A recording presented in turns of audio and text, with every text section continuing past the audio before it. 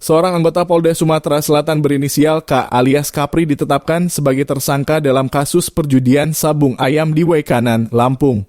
Kapolda Lampung Irjen Helmi Santika mengungkapkan K berada di lokasi saat penggerebekan judi sabung ayam yang berujung tewasnya 3 anggota Polsek Negara Batin pada Senin 17 Maret 2025. K atau Kapri adalah anggota Polri dari Polda Sumsel. Dia berada di TKP, kata Helmi dalam konferensi pers di Mapolda Lampung, Selasa 25 Maret 2025. Helmi menuturkan bahwa K mengenal 2 terduga pelaku penembakan, yakni Peltu Lubis dan Kopka Basarsyah, sejak 2018. K juga diketahui memiliki kegemaran terhadap sabung ayam.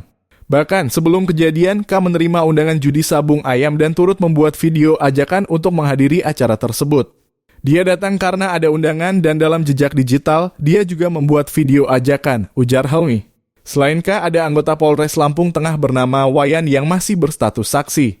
Menurut Helmi, Wayan mengetahui adanya undangan judi sabung ayam dan datang ke lokasi bersama rekannya, tetapi meninggalkan tempat pada pukul 16.00 waktu Indonesia Barat sebelum insiden penembakan terjadi.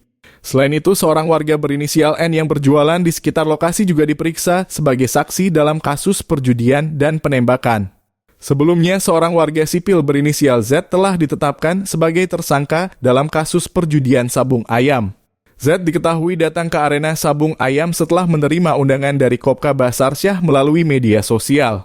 Dalam penggerebekan, polisi menyita barang bukti berupa uang tunai 21 juta rupiah, ayam aduan, mobil motor, senjata tajam, pakaian, dan perlengkapan sabung ayam.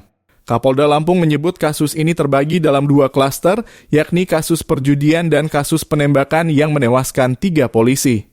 Z juga menjadi saksi dalam kasus penembakan dan mengaku melihat langsung seorang prajurit TNI menembak 3 anggota polisi di lokasi kejadian. 4 saksi mata termasuk Z melihat langsung oknum itu menembak dengan senjata laras panjang, kata Helmi. Hingga kini kasus ini masih dalam penyelidikan lebih lanjut. Download Tribun X sekarang, menghadirkan lokal menjadi Indonesia.